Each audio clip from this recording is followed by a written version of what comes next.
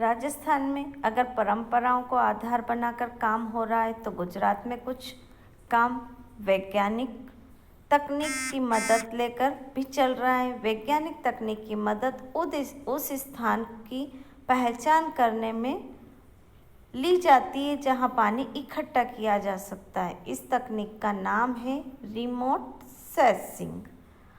इस तकनीक के माध्यम से धरती के किसी भी हिस्से का चित्र लिया जा सकता है।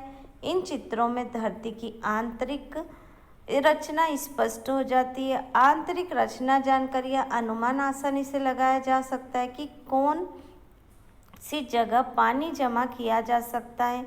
इससे यह भी पता चल जाता है कि जमीन के भीतर पानी किस गति से रिसेगा, है ना। अगर राजस्थान में क्या हो रहा है, परंपराओं को आधार बनाकर काम हो रहा है, तो गुजरात में किस तकनीक से हो रहा है, वैज्ञानिक तकनीक की मदद लेकर, है ना। और वैज्ञानिक तकनीक की मदद लेकर क्या करते हैं कि जगह को पहचान करते हैं ना, कि अगर जहाँ पर जिस जगह पर पानी इकट्ठा किया जाएगा तो वो जगह पानी इकट्ठा करने लायक है या नहीं, वहाँ पर पानी टिकेगा या नहीं टिकेगा, है ना।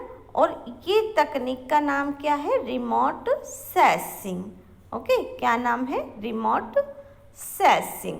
और इस तरह से क्या किया जाता है, रिमोट सेंसिंग के थ्रू जो धरती के अंदर का आंतरिक जो संरचना है ना, उसका चित्र लिया जाता है और उससे स्पष्ट पता लग जाता है कि जो धरती के अंदर की जो रचना है वो किस प्रकार की है और वहाँ पर पानी जमा किया जा सकता है या नहीं, है ना, कि ज़मीन पे पानी किस गति से रिसेगा। ठीक है। उल्लेखनीय है कि जल संरक्षण के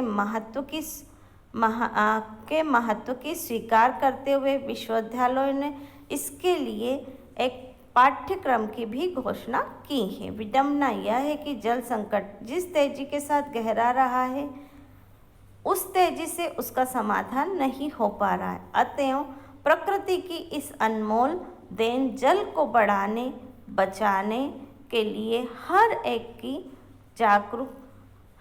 को जागरूक होकर अपने स्तर पर कुछ न कुछ करना होगा।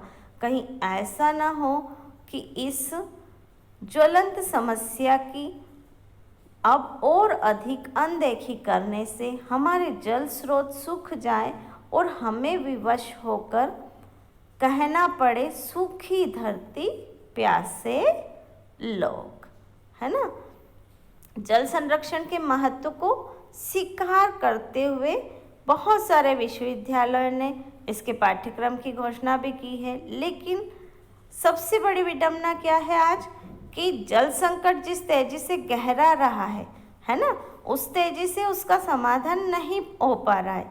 इसलिए प्रकृति की इस अनमोल देन जल को बढ़ाने और बचाने के लिए हमको क्या करना पड़ेगा, जागरूक होना पड़ेगा। अपने स्तर पर कुछ न कुछ हमको करना होगा। ऐसा नहीं हो कि हम जिस तरह से जल की अनदेखी कर रहे हैं ना, तो हमारे जल स्रोत अगर सूख जाए तो विवश होकर हमको क्या कहना पड़ेगा कि सूखी धरती प्यासे लोग। तो हम उस तरह से नहीं रहें और जल को संरक्षण करें। जल को संरक्षण करते हुए अपनी धरती को हम बचाएं। ठीक है। तो ये आपका जो चैप्टर है ये फिनिश होता है। आपको जल संरक्षण के लिए हम क्या क्या कर सकते हैं, आपको वो चित्र बनाना है। ये आपका प्रोजेक्ट वर्क है ना। तो ये सारे वो चित्र बनाना है आपको कि आप जल संरक्षण के लिए क्या क्या कर सकते हैं। ठीक है। तो आपको अब क्वेश्चन आंसर सेंड कर दिए जाएंगे और आपको क्वेश्चन आंसर नोटबुक में करना है।